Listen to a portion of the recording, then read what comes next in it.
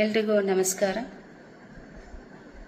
ತಾಯಿ ರೇಣುಕಾ ಯಲ್ಲಮ್ಮ ದೇವಸ್ಥಾನದ ಕಾರ್ಯದರ್ಶಿಯಾದ ನಾನು ಬರುವಂಥ ಎಲ್ಲ ಭಕ್ತಾದಿಗಳಲ್ಲಿ ಕೇಳಿಕೊಳ್ಳುವುದೇನೆಂದರೆ, ದೇವಸ್ಥಾನ ಹಾಗೂ ದೇವಸ್ಥಾನದ ಸುತ್ತಮುತ್ತಲಿನ ಎಲ್ಲ ಪ್ರದೇಶವನ್ನು ಸ್ವಚ್ಛವಾಗಿಟ್ಟುಕೊಳ್ಳಿ.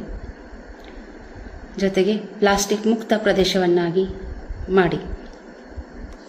ಧಾರ್ಮಿಕ ಮತ್ತು ದತ್ತಿ ಇಲಾಖೆಯಿಂದ ಆಗಸ್ಟ್ 15ರಿಂದ ಎಲ್ಲ ದೇವಸ್ಥಾನಗಳು ಪ್ಲಾಸ್ಟಿಕ್ ಮುಕ್ತ ದೇವಸ್ಥಾನಗಳಾಗಬೇಕೆಂದು ಆದೇಶಿಸಿದ್ದಾರೆ. ಹಾಗಾಗಿ ನಮ್ಮ ದೇವಸ್ಥಾನವು ಕೂಡ ಪ್ಲಾಸ್ಟಿಕ್ ಮುಕ್ತ ದೇವಸ್ಥಾನವಾಗಬೇಕು. ಅದು ನಿಮ್ಮ ಎಲ್ಲರ ಕರ್ತವ್ಯವೂ ಕೂಡ. ದೇವಸ್ಥಾನಗಳಿಗೆ ಬರುವಂತಹ ನೀವು ನಮ್ಮ ದೇವಸ್ಥಾನವನ್ನು ಸ್ವಚ್ಛವಾಗಿ ಇಡುವಲ್ಲಿ ನಮ್ಮ ಜೊತೆ ಕೈಗೂಡಿಸಬೇಕು. ನಾವು ಕೂಡ ದೇವಸ್ಥಾನದ ವತಿಯಿಂದ ಸುಮಾರು ಕಾರ್ಯಕ್ರಮಗಳನ್ನು ಹಮ್ಮಿಕೊಂಡು ಸ್ವಚ್ಛತೆಯನ್ನು ಕಾಪಾಡುವಲ್ಲಿ ತುಂಬ ಕೆಲಸಗಳನ್ನು ಮಾಡ್ತಾ ಇದ್ದೀವಿ.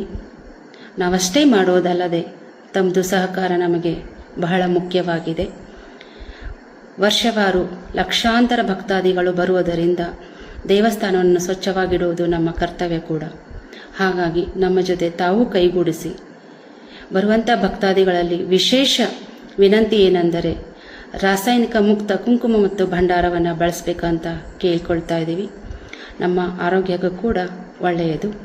ಹಾಗಾಗಿ ಪ್ಲಾಸ್ಟಿಕ್ ಮುಕ್ತ ಪ್ರದೇಶವನ್ನಾಗಿ ಮಾಡಿಸಲು ತಮ್ಮಲ್ಲಿ ಮತ್ತೊಮ್ಮೆ ಕಳಕಳಿಯಲ್ಲಿ ವಿನಂತಿಸಿಕೊಳ್ಳುತ್ತೇನೆ.